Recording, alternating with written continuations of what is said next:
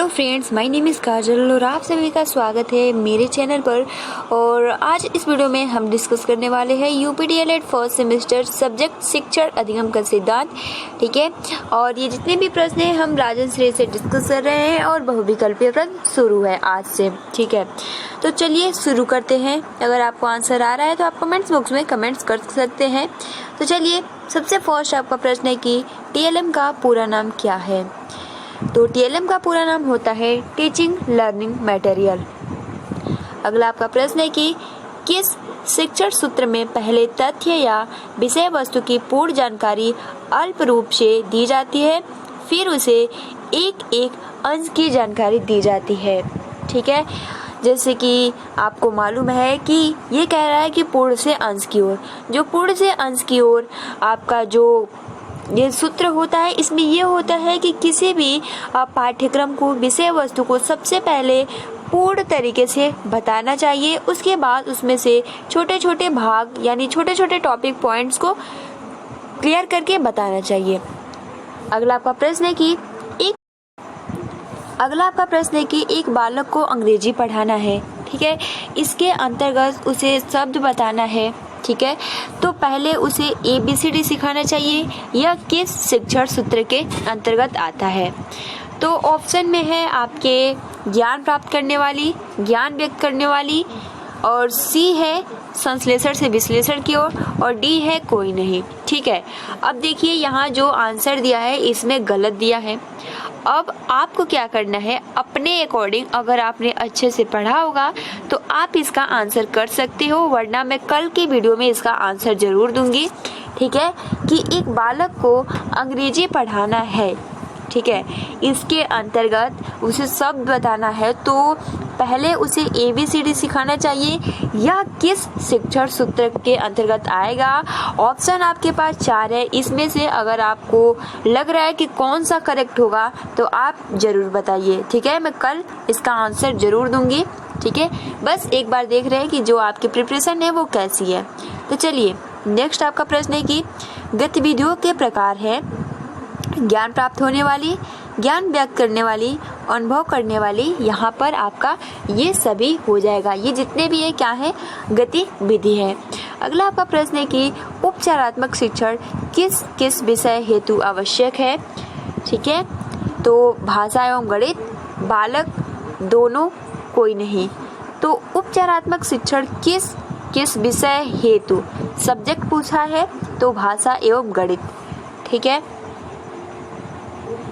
अगला आपका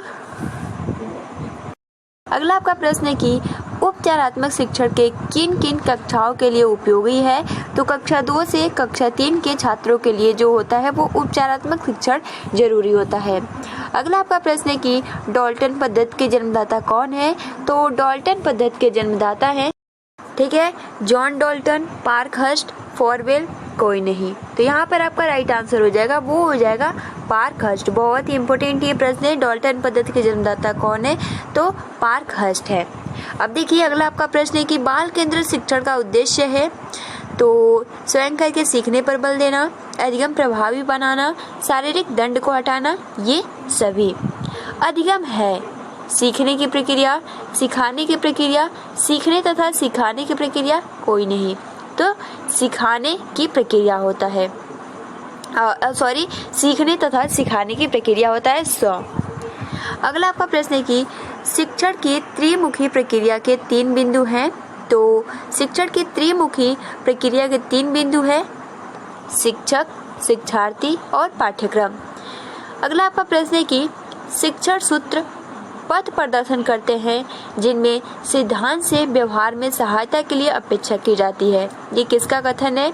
तो ये जो कथन है वो रेमंड का है। अगला आपका प्रश्न है कि शिक्षण के सूत्र हैं सरल से कठिन की ओर, ज्ञात से अज्ञात की ओर, स्थूल से सूक्ष्म की ओर, ये सभी। यहाँ पे 2 करेक्ट हो जाएगा। 13 प्रश्न है कि उपचारात्मक शिक्षण के लाभ हैं।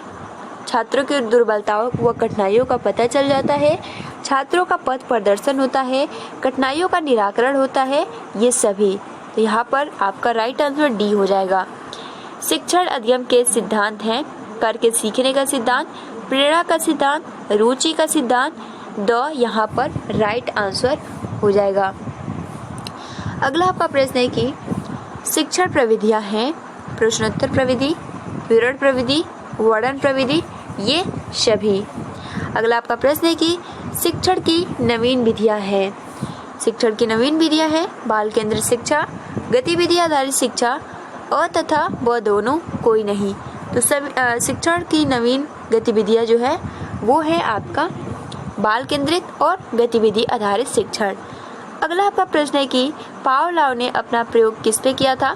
कुत्ते पर, चूहे पर, भालू पे, हिरन पर। इसका करेक्ट आंसर हो जाएगा कुत्ते पर। 18 नंबर प्रश्न है कि यदि एक व्यक्ति दूसरे व्यक्ति को सूचना या जानकारी देता है और दूसरा व्यक्ति उसे समझ लेता है तो कहलाता है। ठीक है, तो बहुत ही इम्पोर्टेंट प्रश्न है, इसका भी आंसर आप कमेंट्स बॉक्स में कर सकते हो। ठीक है, यदि एक व्यक्ति दूसरे व्यक्ति को सूचना या जानकारी देता है और दूसरा व्यक्ति उसे समझ लेता है तो कहलाता है, तो वो कहलाता है आपका संप्रेषण। अगला आपका प्रश्न है कि किस शिक्षण सूत्र के माध्यम से वस्तु या संदर्भ की जानकारी सूक्ष्मता की ओर दी जाती है? तो वो होता है स्थूल से सूक्ष्म की ओर। अगला आपका प्रश्न है कि किसका कथन है कि शिक्षण अधिगम हेतु दिया गया उद्दीपन, मार्गदर्शन, दिशाबोध और प्रोत्साहन है? तो वो स्टेटमेंट जो दिया है वो बर्टन ने दिया है कि जो शिक्षण अधिगम हेतु दिया गया जो है वो उद्दीपन, मार्गदर्शन, शिक्षा बोध और प्रोत्साहन है। अगला आपका प्रश्न है कि शिक्षण एक ऐसी प्रक्रिया है जो बच्चों को समस्त शक्तियों को विकसित करने में सहायता करती है। तो यहाँ पर आपका जो राइट आंसर हो जाएगा वो हो जाएगा रायबर्न। शिक्षण एक ऐसी प्रक्रिया है जो बच्चों को समस्त शक्तियों को विकसित करने में सहायता प्रदान करती है। अगला आपका 22 प्रश्न है कि शिक्षण कौशल एक विशेष अनुदेशन क्रिया है जिसका प्रयोग अध्यापक अपनी कक्षा में करता है। इसका जो स्टेटमेंट क्या है, किसने दिया है? तो ये गेज ने दिया है। 23 आपका प्रश्न है कि यह संबद्ध शिक्षण व्यवहारों का वह स्वरूप है जो कथा की विशिष्ट अंतः प्रक्रिया परिस्थितियों को उत्पन्न करता है जो शैक्षिक उद्देश्यों को प्राप्त करने में सहायक होते हैं और छात्रों को सीखने में सुगमता प्रदान करते हैं। ये जो आपके स्टेटमेंट है किसने दिया है? तो डॉक्टर मैकइंटायर तथा व्हाइट ने दिया है। अगला आपका स्टेटमेंट है कि शिक्षण अधिगम परिस्थिति को विचारहीनता से विचारपूर्णता तक चलाने वाली संक्रिया है। तो ये जो स्टेटमेंट दिया है विक्स ने दिया है। 25 प्रश्न है कि बच्चों में कल्पना शक्ति का विकास किया जा सकता है तो कहानी द्वारा। पर्यटन के प्रकार हैं संक्षिप्त या लघु पर्यटन, सामान्य पर्यटन, विस्तृत क्षेत्रीय पर्यटन, ये सभी। यहाँ पर राइट आंसर डी हो जाएगा। खेल विधि पर आधारित शिक्षण पद्धतियाँ हैं किंडरगार्टन पद्धति, डाल्टन पद्धति, मॉन्टेसरी पद्धति, ये सभी। अभी मैंने बताया डाल्टन पद्धति के जन्मदाता कौन है? तो पार्कहर्स्ट। ठीक है, अगला जो आपका प्रश्न है कि वाद विवाद प्रविधि के खोजकर्ता कौन है? तो वाद विवाद प्रविधि के खोजकर्ता है हैरी आवर स्ट्रीट। थॉर्नडाइक ने कितने मुख्य नियम बताए हैं? तो थॉर्नडाइक ने 3 मुख्य नियम बताए हैं, अभ्यास का नियम, तत्परता का नियम और प्रभाव का नियम।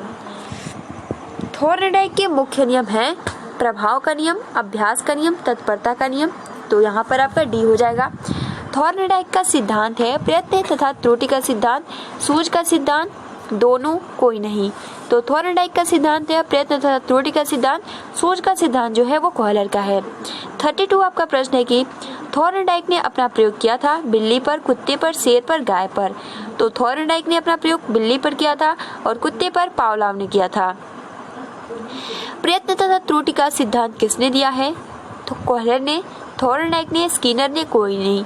तो प्रयत्न तथा त्रुटि का सिद्धांत दिया है थॉर्नडाइक ने। गतिविधि कितने प्रकार की होती है? तो गतिविधि मात्र 3 प्रकार की होती है। 35 है कि गतिविधियों के श्रेणीकरण है शारीरिक, मानसिक, शारीरिक व मानसिक, ये सभी हो जाएगा। अगला आपका प्रश्न है कि भाषा की दक्षताएं हैं सुनना, बोलना, लिखना। यहाँ पर राइट आंसर डी हो जाएगा। आगामी शिक्षण का उद्देश्य है तो शिक्षण एवं छात्रों को क्रियाशील करना, छात्रों को शारीरिक एवं मानसिक रूप से क्रियाशील करना, अस्थायी ज्ञान प्रदान करना, ये सभी राइट हो जाएगा।